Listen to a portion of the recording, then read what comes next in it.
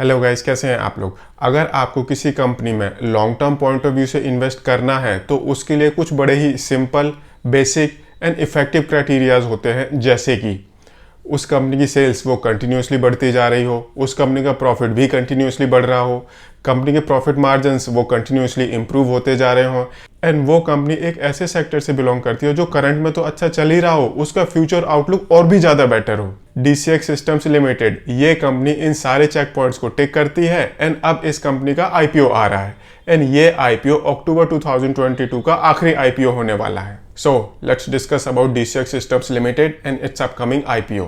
सबसे पहले जानते हैं इस कंपनी के बारे में। ये कंपनी 2011 से इस बिजनेस में है एंड आज की डेट में ये कंपनी इंडिया की one of the leading electronic subsystem and cable harness manufacturer है। इस कंपनी ने अपने प्रोडक्ट्स को 3 कैटेगरी में डिवाइड किया हुआ है: system integration, cable assemblies and knitting.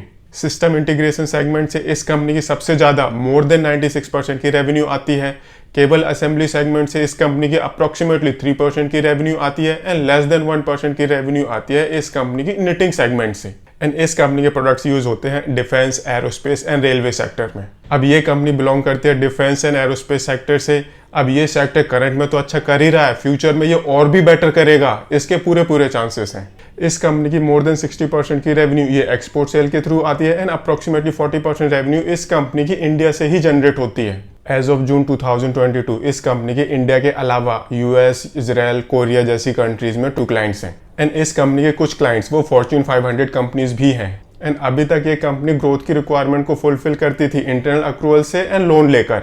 And अब इस कंपनी को फर्दर एक्सपेंशन के लिए और पैसे चाहिए एंड उसके लिए ये कंपनी अपना IPO लेकर आ रही है। इस कंपनी का टोटल IPO साइज है 500 करोड़ रुपीस का, उसमें से 400 करोड़ रुपीस का फ्रेश इशू है एंड 100 करोड़ रुपीस का ऑफर फॉर सेल है। 31 अक्टूबर को इस कंपनी का IPO ओपन होगा, 2 नवंबर को IPO क्लोज हो जाएगा एंड 11 नवंबर को इस कंपनी की बोथ BSE एंड NSE में लिस्टिंग होने वाली है। 197 से 207 रुपीस का प्राइस बैंड है एंड 72 शेयर का लॉट साइज है। इस हिसाब से आपकी मिनिमम इन्वेस्टमेंट होने वाली है 14,904 रुपीस की। एंड इस IPO के थ्रू जो पैसे इस कंपनी के पास आएंगे उन पैसों का ये कंपनी यूज करेगी डेट्स की रीपेमेंट के लिए, कैपिटल एक्सपेंशन के लिए, वर्किंग कैपिटल रिक्वायरमेंट को फुलफिल करने के लिए एंड कुछ पैसे ये कंपनी यूज करेगी अपने जनरल कॉर्पोरेट पर्पसेस के लिए। I mean this is for sure इस कंपनी के IPO के बाद इस कंपनी की फाइनेंशियल परफॉर्मेंस करंट से और भी बेटर होने वाली है।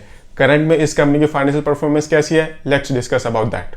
अगर हम इस कंपनी की सेल्स देखते हैं तो करंट में इस कंपनी की सेल्स ये मोर देन 60% के CAGR से इंक्रीज होती जा रही है एंड इस कंपनी की मैक्सिमम सेल ये एक्सपोर्ट सेल के थ्रू आती है एंड वो भी इजराइल से आती है, तो वहां पर इस कंपनी के मार्जिन्स और भी बेटर हैं।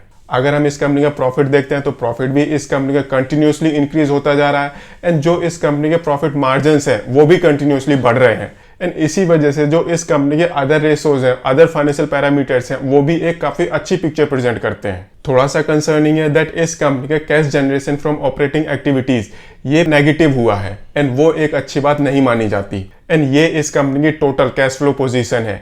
एंड अगर हम इस कंपनी की ईयर एंड कैश पोजीशन देखते हैं तो वो इस कंपनी के साइज के हिसाब से काफी बेटर है। जैसा कि मैंने पहले बताया, ये कंपनी अपनी ग्रोथ एक्सपेंशन रिक्वायरमेंट को फुलफिल करती थी इंटरनल अक्रूवल से एंड लोन लेकर, तो ये इस कंपनी की करंट डेट पोजीशन है। एंड अगर हम इस कंपनी की करंट डेट पोजीशन को इस कंपनी के कैश रिजर्व के साथ कंपेयर करें तो वहां पर हमें एक काफी कंफर्टिंग पोजीशन ऑलरेडी नजर आ रही है। इस IPO के बाद क्या होगा, इस IPO के बाद इस कंपनी की ये पोजीशन और भी स्ट्रांग होने वाली है। एंड ऐसे ही अगर हम इस कंपनी को इस कंपनी के कॉम्पिटिटर्स के साथ कंपेयर करते हैं तो ये एक ऑलरेडी पॉपुलेटेड सेगमेंट है एंड वहां पर ये कंपनी रेवेन्यू वाइज दूसरी सबसे बड़ी कंपनी है।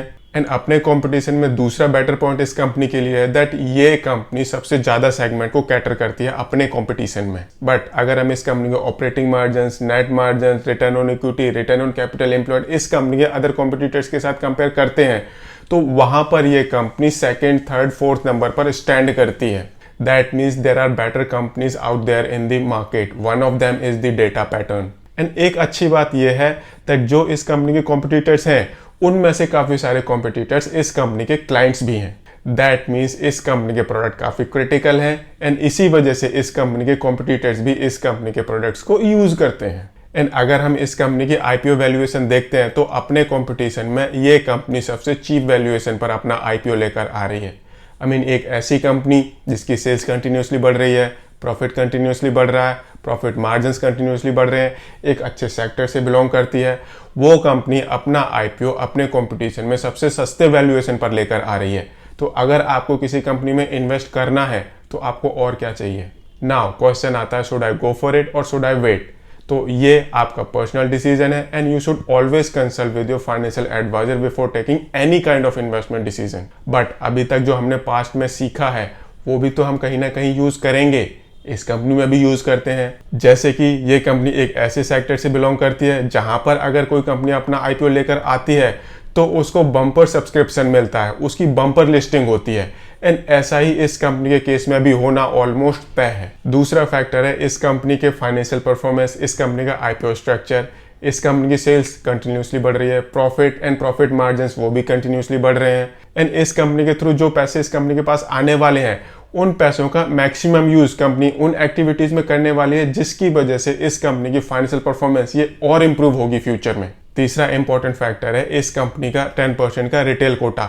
जब भी कोई इस तरह की कंपनी अपना आईपीओ लेकर आती है तो वहां पर रिटेल कोटा अप्रोक्सीमेटली ये 35% के आसपास का होता है, बट इस कंपनी के केस में ये कोटा सिर्फ 10% का है। एंड जब भी किसी कंपनी का आईपीओ आता है तो वहां पर मैक्सिमम एप्लीकेशन, मैक्सिमम सब्सक्रिप्शन वो नॉन रिटेल पोर्शन से आता है, I mean HNIs, non individual. अब इस कंपनी के केस में क्या है, इस कंपनी के टोटल आईपीओ पूल में से रिटेल इन्वेस्टर्स के लिए काफी छोटा पूल अवेलेबल है। दैट मीन्स जो अदर इन्वेस्टर्स होते हैं उनके लिए कंपनी ने एक बड़ा पूल ऑलरेडी रखा हुआ है। तो जो अदर देन रिटेल इन्वेस्टर्स होते हैं उनके लिए इस कंपनी के केस में अलॉटमेंट के ज्यादा चांसेस है, बिकॉज वहां पर अलॉटमेंट होती है प्रोपोर्शनेट बेसिस पर एंड रिटेल इन्वेस्टर कैटेगरी में अलॉटमेंट होती है ड्रॉ ऑफ लॉट से। आई मीन अगर आपका लक सही है तो आपको अलॉटमेंट मिल जाएगी, अगर आपका लक सही नहीं है तो आपको अलॉटमेंट नहीं मिलेगी। ऑन दी अदर हैंड अगर आप नॉन रिटेल कैटेगरी के इन्वेस्टर हो तो वहां पर आपको अलॉटमेंट मिलेगी प्रोपोर्शनेट बेसिस पर। आई मीन जितनी एप्लीकेशन आई, जितना आईपीओ पूल है उसी प्रोपोर्शनेट बेसिस पर अलॉटमेंट डिसाइड होती हैं एंड वहां पर आपको एडवांस में एप्लीकेशन मनी देने की भी जरूरत नहीं होती। Last but not the least, ये थोड़ा सा इस कंपनी के लिए नेगेटिव है। इस कंपनी की सेल्स कंटिन्यूसली बढ़ रही है, प्रॉफिट इस कंपनी का कंटिन्यूसली बढ़ रहा है, बट जो इस कंपनी के cash generation from operating activities है वो कुछ टाइम से नेगेटिव हो रहा है। दैट मीन्स कहीं ऐसा तो नहीं अपना आईपीओ लेकर आने के लिए ये कंपनी जानबूझ के अपनी सेल्स एंड प्रॉफिटेबिलिटी बढ़ा रही हो। सो अगर आपको ये वीडियो पसंद आया हो तो इसे लाइक शेयर जरूर करें एंड चैनल को सब्सक्राइब करें। Thank you.